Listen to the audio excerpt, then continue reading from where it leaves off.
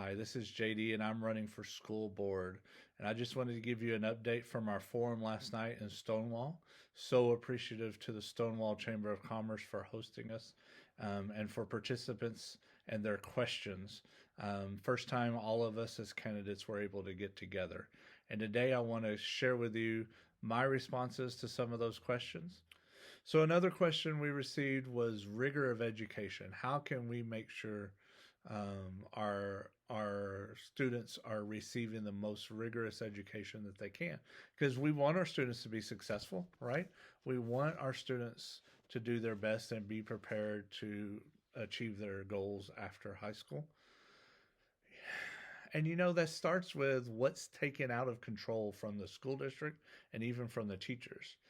State tells the school district and teachers what skills they need to teach, when they need to teach them, so which 9 weeks they need to be taught in, and then how many weeks they should be able to provide instruction on those skills. And that is a lot of flexibility taken away from teachers in the school district to best serve our students. So we have to maximize what can the teachers do in the classroom to help the students be the most successful, provide the most rigorous class environment that can be provided to make our students successful.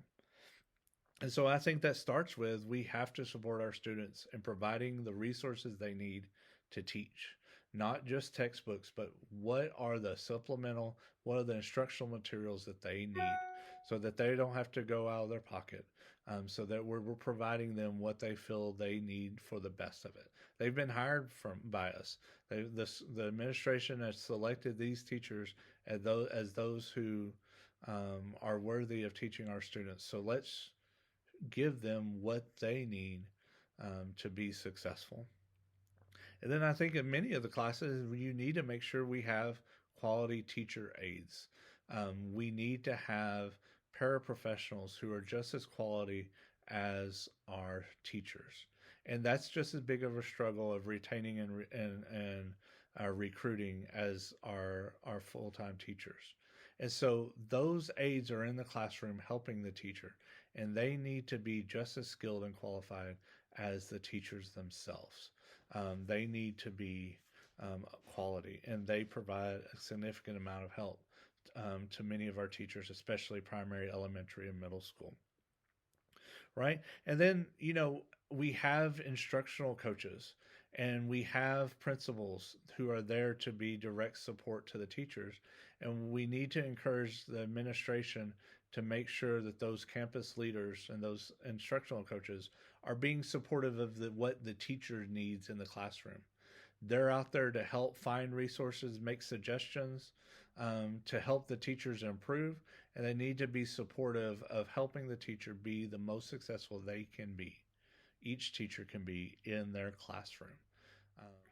And then if we're providing them the instructional materials, if we're providing them the classroom support that they need, whether it be teachers' aides and the instructional coaching, then we've also got to provide them adequate prep time.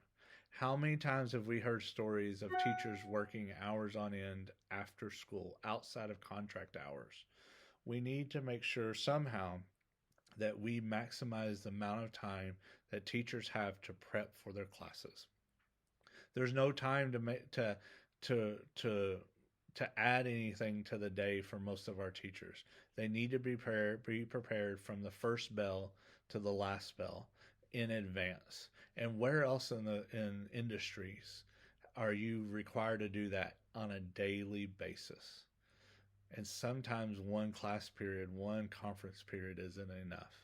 And so we need to find ways to make sure our teachers have adequate prep time.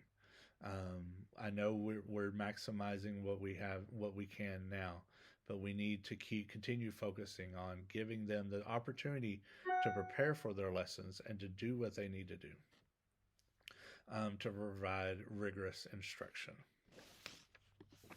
All right, so now if we provided the materials, the classroom support, the prep time, then we've got to be able to retain and recruit teachers. Retain the teachers that we have now. pay them what they're worth, and so that we can also recruit the teachers that we want to come to Fredericksburg.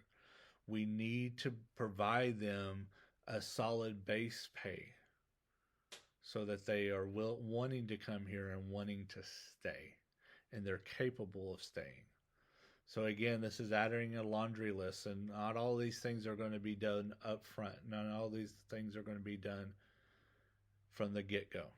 But these are the things that the school board needs to encourage the administration to work on and to improve upon and support the learning and the teaching in the classroom. One thing I focus in on is there's two processes going on in the classroom. There's the teaching, there's the instruction. That's what the teacher is doing, giving, helping the student to learn. That's one process. Then the student has to learn. The student has to choose to listen and retain the information and use the information and process the information. There's two things going on in the classroom. When I taught for 1 year at Junction with emergency certification, that was the most challenging thing, was preparing and being ready to teach, and also being able to inspire the students to learn, to give them something that they would want to learn so that they would be able to respond to the TEKS and to STAR.